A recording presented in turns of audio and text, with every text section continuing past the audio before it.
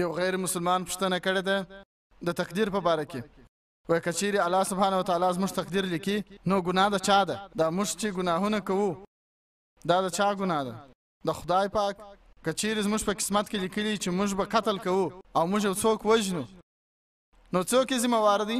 الله تعالی. نو انسان یې ولې ذمه پر خپل سر واخلي؟ که مې په قسمت کې لیکلي چې زه به غلا کوم، غلط کارونه به کوم، او په تقدیر کې مې لیکلي چې زه به دوزخ ته ځم، نو خو ځم به، دا د چا غلطي ده؟ دا خو د خدای پاک ده. په داسې خبرو کې اکثره مسلمانان هم فکر کوي او پر تقدیر باندې ایمان درلودل د هر مسلمان فرض دی. لیکن موږ باید لومړی په دې پوه سو چې تقدیر و څه ته وایي، او اکثره موږ مسلمانان هم په دې نه پوهېږو چې د تقدیر څه معنا ده. او دا هغه وایي چې بس هر څه چې په تقدیر کې مو لیکلي و، نو هر څه چې وکړي وایي په تقدیر کې لیکلي و. خواري نه کاږم نو وایم چې په قسمت کې مې لیکلي دي چې غریب یم. دا تقدیر څه معنا لري؟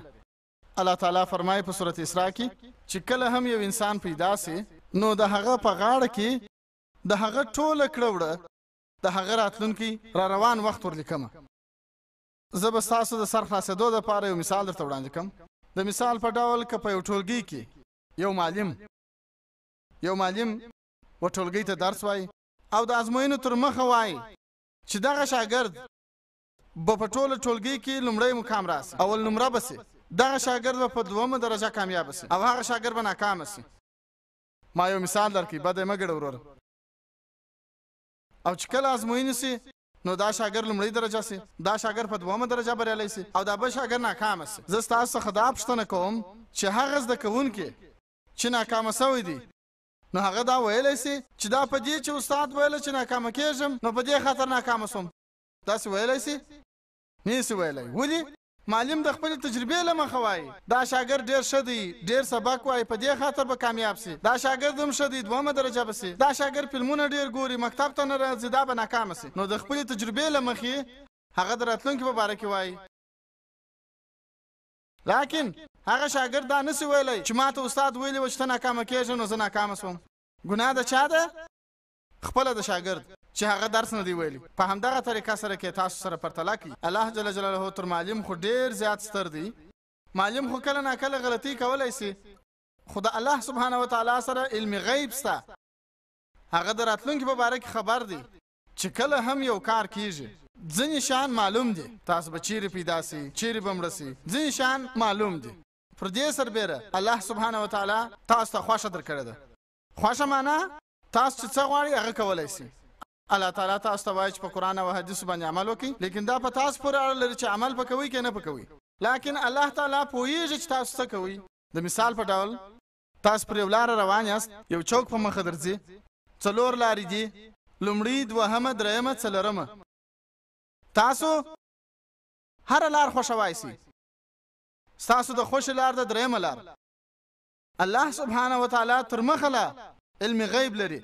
اول هغه در خبر دی چې تاسو چوک ته راسئ نو پر درېیمه لار به ځئ. نو الله ستاسو تقدیر لیکي چې تاسو به پر درېیمه لار باندې ځئ. دا چې الله تعالی لیکلي چې تاسو نه د دا لار خوښه کړې، دا ځکه چې ستاسو به دا لار خوښېږي نو الله ولیکل. یو بل مثال هم در کوم د 11 او 12 څخه فارغ شواست. ته ډاکټر کېدای هم سې، انجینیر کېدای هم سې او قاضي کېدای هم سې. ته غواړې د ځانه ډاکټر جوړ کړې. الله جل جلاله در خبر دی چې کله ته 12 خلاص کې نو ته 3 سره شان کېدای سې. ډاکټر کېدای هم سې، انجینیر کېدای هم سې او قاضي کېدای هم سې. نو ته غواړې چې ډاکټر سې، نو الله تعالی ستا په تقدیر کې لیکي چې ته د 12 څخه فارغ سې نو ډاکټر کېږې به. ځکه چې الله تعالی ولیکل په دې خاطر ته نه ډاکټر کېږې، په دې خاطر چې تا دا خوښ کړي، نو په همدې خاطر الله تعالی تر مخه لا درته ولیکل. اوس پوه شواست؟ ځینې خلک سبا ازموینې دي، سبا ازموینې دي، ښه دي، زده کوونکی وایي سبا ازموینې دي، په تقدیر کې مې لیکل دي که کامیاب هم کامیاب که نه ناکام یم. دی سبق نه وای نو دی ناکامه کېږي. په تقدیر کې لیکل دي که چیرې یو شی ویلی وای نو کامیابه سوی به وای، خو لیکن فکر یې هم غلط و. الله تعالی د په تقدیر کې لیکي که چیرې دی زده کړې وکړي نو کامیابه به سي. څه تیاری ورته نیسم که په تقدیر کې لیکل دي چې ناکامه کېږم نو ناکامه کېږم به او هغه ناکامه سي. ګناه د چا ده؟ د خدای که ده؟ هغه خپله ځکه په تقدیر کې هم لیکلي دي. په دې خاطر چې شی نه کړه زه نو ناکامه سو. بیا نو دی وایي چې څه وکړم، تقدیر خو زه نسم بدلولی. په همدې خاطر یو متل دی چې علامه اقبال وایي چې خپل ځان دومره پورته کړه چې الله د تقدیر لیکلو تر مخه ستا څه پوښتنه وکړي چې ای بنده ستا رضا څه ده. او په احادیثو کې راځي چې دعا تقدیر بدلولی شي. د مثال په ډول که چیرې تاسو په ازموینو کې برخه اخلي او پرچه مو سمه نه ده حل کړې او ته په دې پوهېږې چې ناکامه کېږې، ته به کور ته راځې او خدای ته دعا کوې، یا الله سبحانه وتعالی ما پرچه سمه حل نه کړله، ما کامیابه کړه. الله تعالی ستاسو دعا قبلوي او کامیابه کوي مو. په تقدیر کې مو دا لیکلي دي چې تاسو پرچه سمه نه ده حل کړې، ناکامه کېږي، لیکن تاسو دعا وکړه. الله تعالی په دې هم خبر دی چې تاسو به دعا وکړي او که به نه وکړي. او په تقدیر کې مو دا هم لیکلي چې الله تعالی به تاسو دعا قبول کړي. الله تعالی اوس لا په خبر دی که چیرې یو څوک 100 کاله وروسته دعا کوي، اوس هم پوهېږي الله تعالی چې هغه دعا به دی قبول کړي او که به نه قبول کړي، په دې هم خبر دی.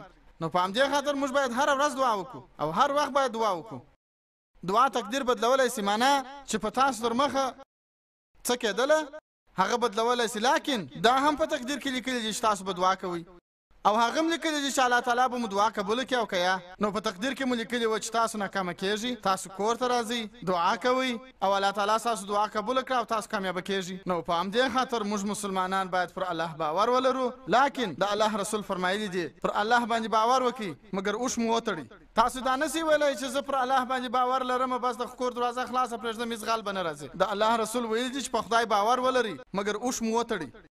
نو پر الله باندې باید پوره باور لرو، لیکن تاسو خپل خواریم باید وکاږئ، تاسو خپل باید مبارزه وکړئ، تاسو خپل باید په قرآن عمل وکړئ. تاسو چې باید په تقدیر کې مو لیکلي دي بس چې غلا کوم نو کوم به هیڅ کار نه کوئ، وایي چې بس غلا کوم د هغه مې په تقدیر کې لیکلي دي، دا ستاسو خپله خطا ده، د الله تعالی نه ده.